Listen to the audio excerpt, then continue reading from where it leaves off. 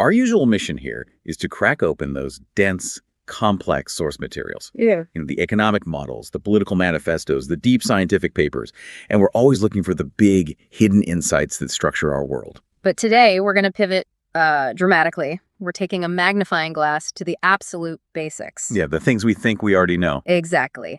We are focusing on the linguistic building blocks of daily life. Because sometimes the most powerful code, it's not encrypted in complexity. It's right there in the open, in the simple phrases we use without even thinking. That's it. We have a list of 10 essential everyday phrases, and these are the verbal shortcuts.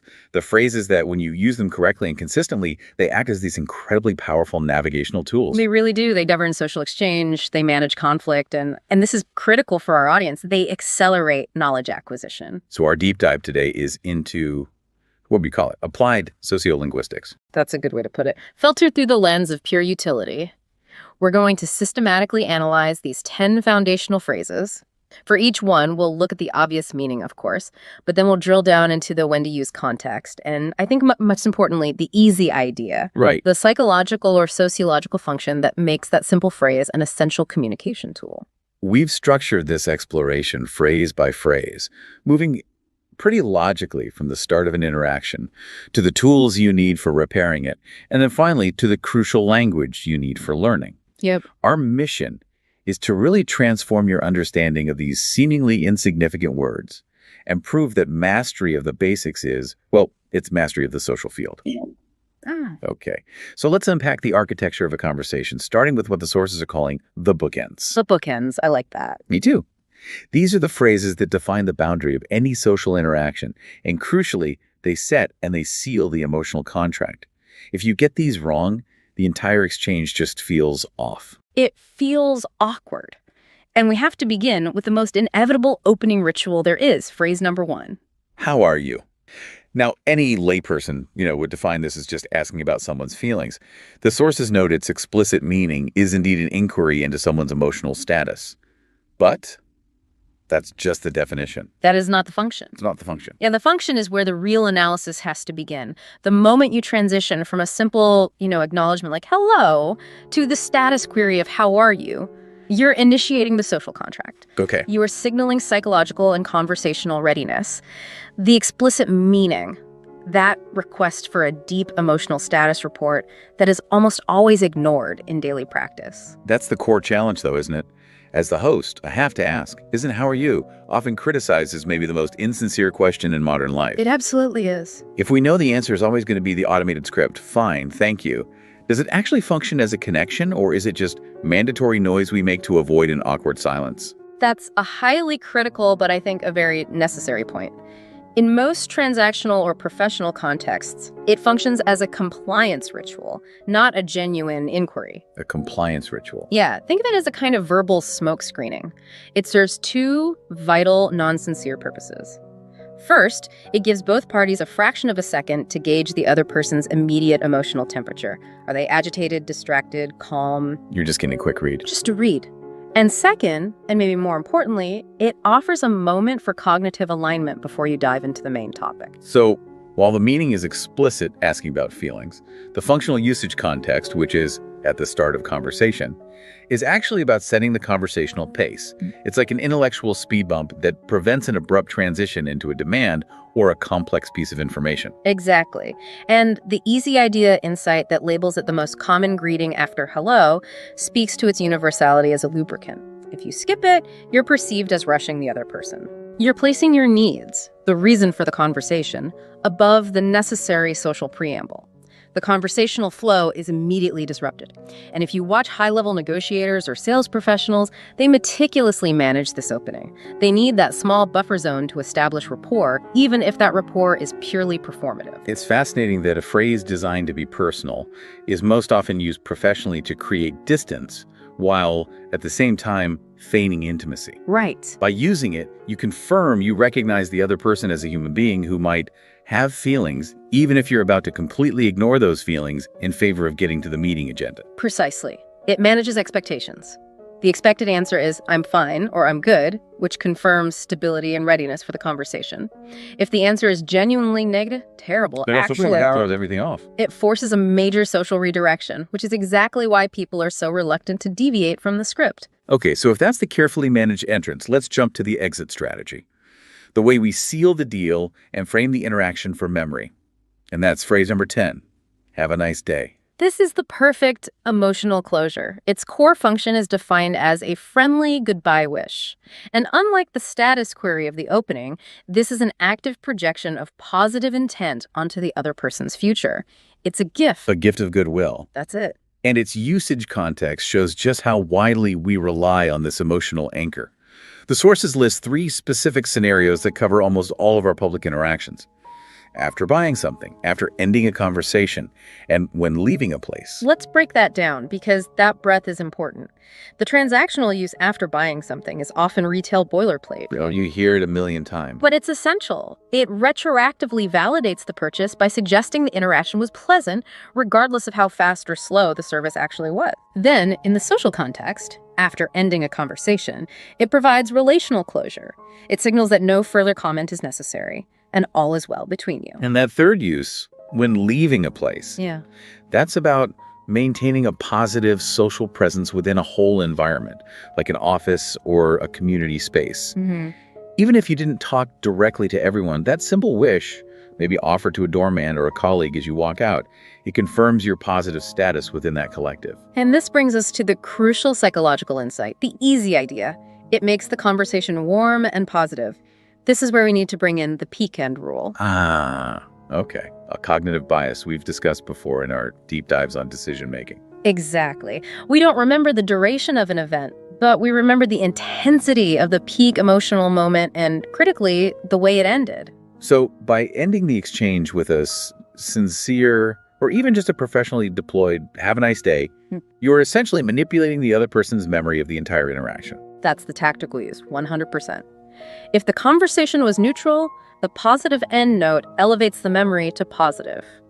If the conversation was difficult, say a customer complaint or a tough meeting, that positive closing phrase acts as emotional mitigation. It dampens the negative memory peak. I see. So it sort of smooths over any rough spots in retrospect. It does. Research suggests that a positive closing dramatically increases the likelihood of voluntary future interaction. It strengthens the enduring quality of the social bond, even if it's only a temporary transactional bond. So the 2 bookends, they operate on different but symbiotic levels. How are you? Manages the immediate entry, the present moment. And have a nice day manages the long-term emotional memory, the future perception. You've got it. Mastering these simple openings and closings is just foundational to professional competence. Okay, moving inward from the bookends, we now arrive at the language of social maintenance. This is the essential toolkit for acknowledging help, repairing damage, and respectfully managing shared space. These are the stabilizers of daily interaction. And there is no stabilizer more vital, I think, than the language of appreciation. Phrase number 2, thank you. The sources define the core function very clearly. You show you are happy or grateful. But we need to delve deeper than simply being happy. What is the sociological effect of codified gratitude? Okay, think of thank you as the immediate verbal repayment of a social debt. A social debt. Yes. Whenever someone helps you, whether by giving you something, providing information, or just exerting effort on your behalf, a microdebt is created. The usage context is defined as when someone helps you or gives you something. This debt must be repaid instantly. Why is that immediate repayment so critical? Why can't we just, acknowledge the favor tacitly?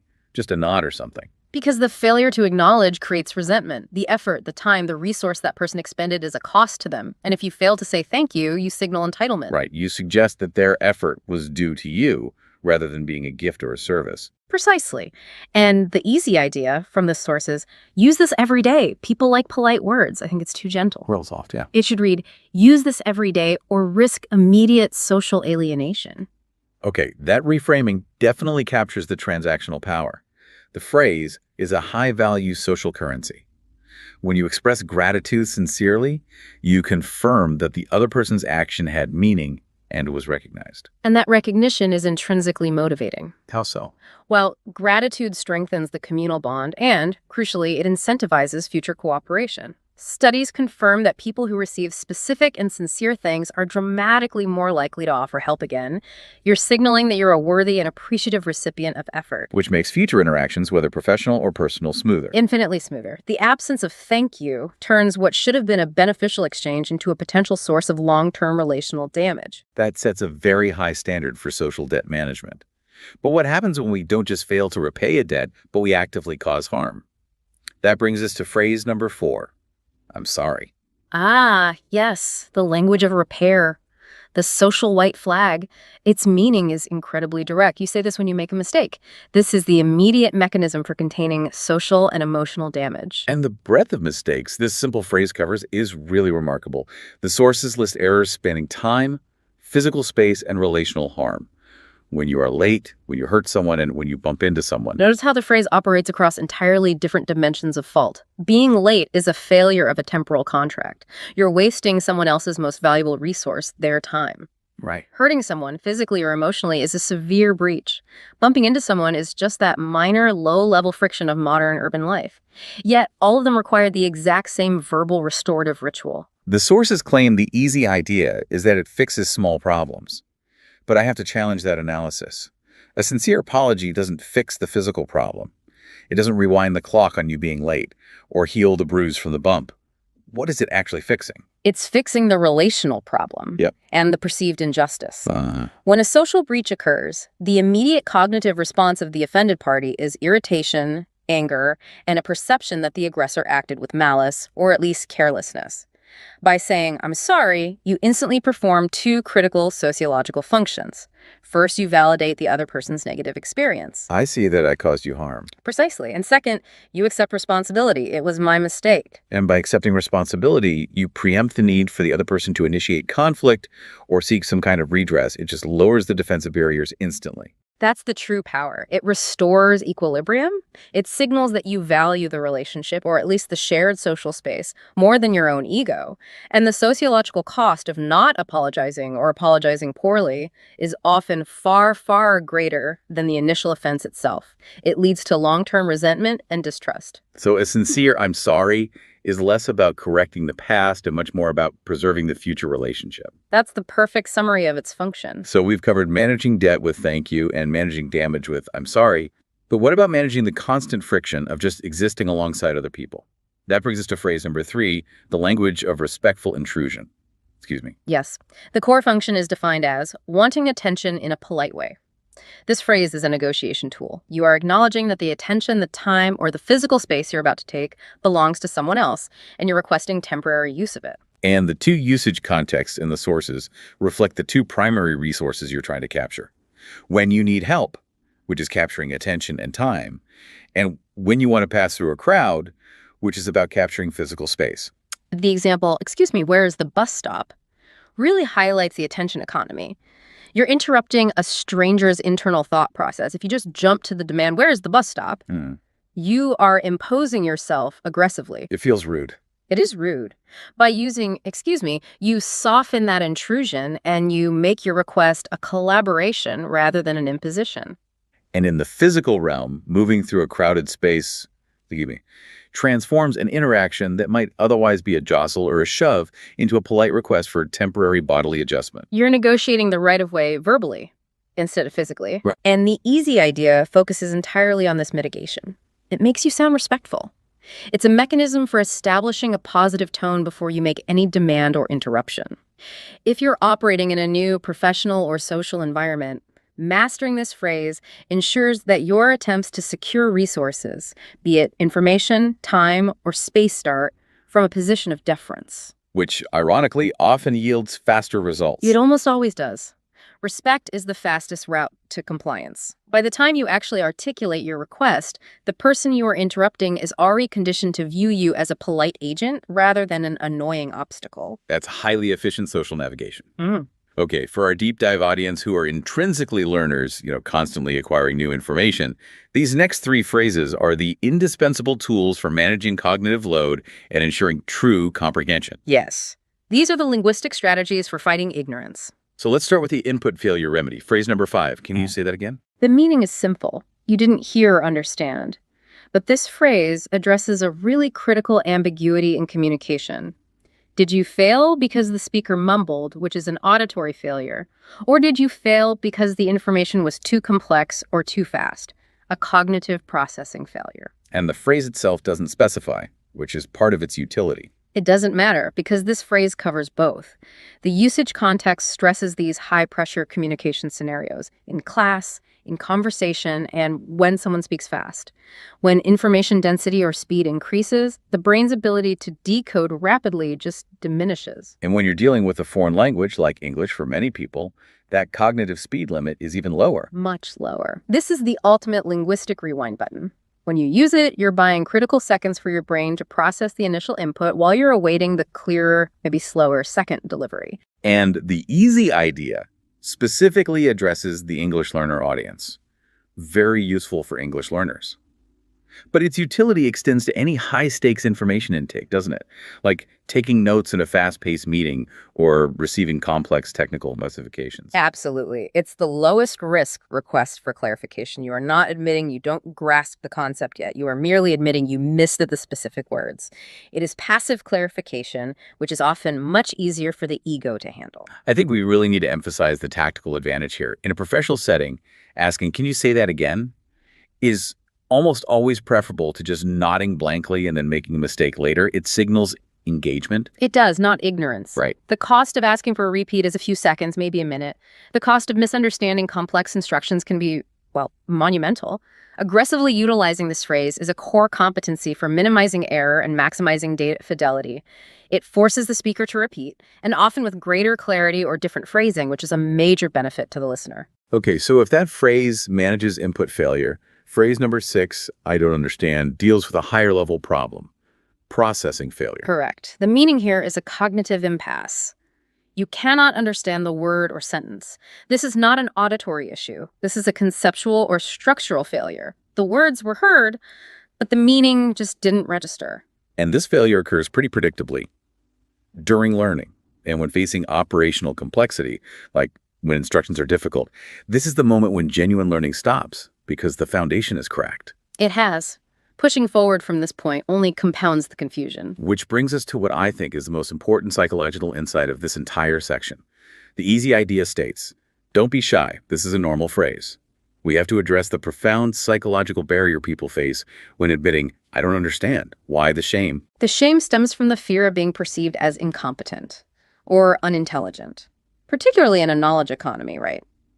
Many people would rather sit in silent confusion than ask the one question that exposes a gap in their knowledge to their peers or, worse, their supervisors. And that silent confusion is just lethal to learning. It's lethal. Confusion is not a sign of low intelligence. It is a sign that the brain has encountered novel information that challenges its existing mental models. It is the moment right before growth. So the act of using "I don't understand" is an act of intellectual vulnerability. It is, but it's the necessary friction required to advance. The skilled learner understands that admitting confusion isn't slowing down the process. It's accelerating personal mastery by ensuring no faulty assumptions are built into their knowledge base. So we should teach people that "I don't understand" is functionally equivalent to saying, "I have identified the precise point of friction, now let's apply resources here." Exactly. It redirects mental energy from performance anxiety to problem solving. This phrase is the essential step for moving past the barrier of false expertise and truly actively engaging with the material. That distinction is key. Now, phrase number 7 takes that general admission of confusion and makes it highly specific. It turns the focus into a laser beam of inquiry. What does this mean? This is the vocabulary builder. Its core meaning is explicitly seeking the definition of a single targeted lexical unit. It isolates the variable of confusion. The usage context applies whenever new information is being processed. When reading, when listening, and during dedicated vocabulary efforts, when learning new words. And think about the efficiency of it. If "I don't understand" requires the speaker to re-explain a whole concept. Which can take time and effort. Right.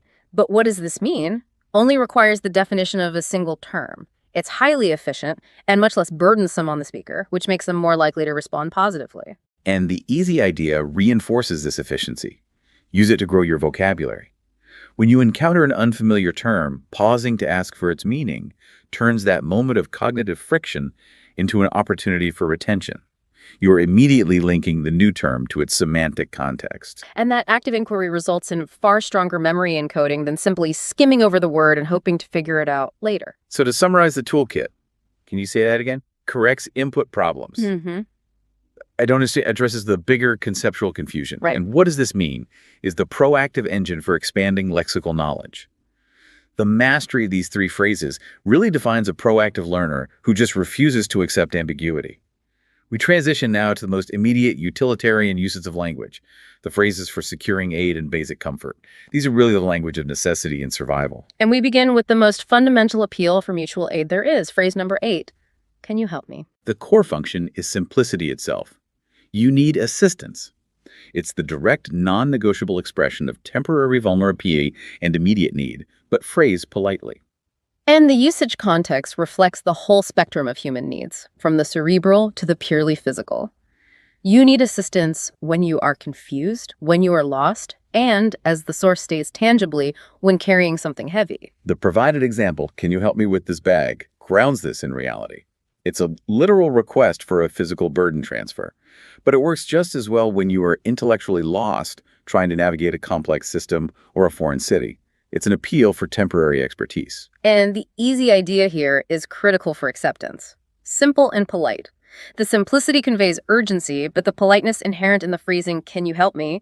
rather than a demanding statement, is the social lubricant. How so? Well, it offers the other person the option to decline without shame, which counterintuitively often makes them more willing to assist. You are not demanding compliance, you're requesting partnership in solving your temporary problem. But isn't there a power dynamic at play here? I mean, when you ask for help, you temporarily place yourself in a position of dependence. How does the politeness offset that inherent vulnerability? It manages the inherent power differential. By saying, "Can you help me?" you are showing respect for the other person's time and resources. You're acknowledging their competence and their agency. I see. In return, the person helping gains social capital and validation. It's a beneficial exchange of vulnerability for validation, and it's all facilitated by that polite framing. This simple phrase is the most efficient way to delegate a temporary burden and activate the social contract of mutual aid. It's a deep analysis of just 4 simple words.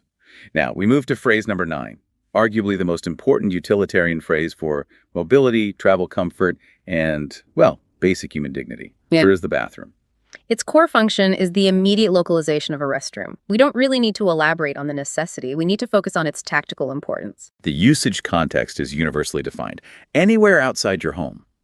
This rule just emphasizes its non-negotiable status in public, commercial, or unfamiliar settings. And the easy idea stresses its travel utility, a very important travel phrase. When you're navigating unfamiliar environments, physiological needs often supersede linguistic complexity. This phrase has to be mastered because its failure leads to immediate and profound discomfort. In the lexicon of travel survival, this phrase ranks as high as help and water. It really does. And if we elevate the analysis, instead of just defining the physical location, let's discuss the sociolinguistic phenomenon here. Why is this phrase so often awkward or softened by euphemism across different cultures? And how does this simple, direct phrasing cut through all that social awkwardness? That's a great question. Because the need touches upon the private and the bodily, it requires overcoming social barriers of modesty. But in moments of urgent necessity, the phrase's universal biological importance allows it to just pierce through that social awkwardness. Its power lies in its directness and its non-negotiable urgency. Furthermore, the sources show us the highest level of efficiency by combining it with phrase 3. Right, that integrated usage. Excuse me, where's the bathroom? It is the perfect synthesis of respect and urgency. You start by using, to manage the necessary social interruption, acknowledging the person's space and attention. And then you immediately transition to the critical high urgency request. You've efficiently used 2 simple phrases to navigate a social obstacle, the interruption and secure a biological necessity, the location. That combination is high-level communication mastery in any language. It is. Mastering the tactile deployment of these 2 simple phrases can save you a tremendous amount of stress in an unfamiliar environment. The simplicity of these phrases really belies the sophistication of their application. Their social code, hashtag outro. We started this deep dive looking at 10 simple phrases, and what we found is that they are, in fact, the essential architecture of social competence. We analyzed the bookends that frame every interaction, the initiation and status query of "How are you?" and the crucial memory-shaping positive closure of "Have a nice day." We detailed the phrases necessary for social maintenance, managing debt with immediate gratitude, thank you, restoring equilibrium and trust after an error with and navigating shared space with respectful inclusion, excuse me. These three phrases are the stabilizers that keep daily life polite and functioning. And critically, for the constant learner, we armed you with the essential toolkit for clarity, the input correction mechanism of, can you say that again? The intellectual honesty of admitting conceptual confusion with, I don't understand, and the targeted engine for vocabulary growth. What does this mean? Finally, we covered the practical necessities.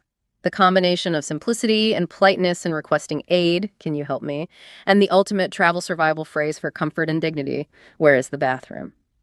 The power of these simple words lies not just in their explicit definition, but entirely in the specific contexts, the when to use, that transform them from basic manners into powerful tools for managing relationships and accelerating knowledge. What's truly remarkable is realizing that the gap between a socially awkward, confused interaction and a smooth, successful one often hinges on the tactical deployment of just 2 or 3 words. We know what these phrases mean, but our analysis shows that mastering when to deploy them is the true key to communication mastery and social navigation. And this raises an important question for you, the listener, to carry forward. We spent a good amount of time discussing how "I'm sorry" functions to fix a problem and restore equilibrium. But look closer.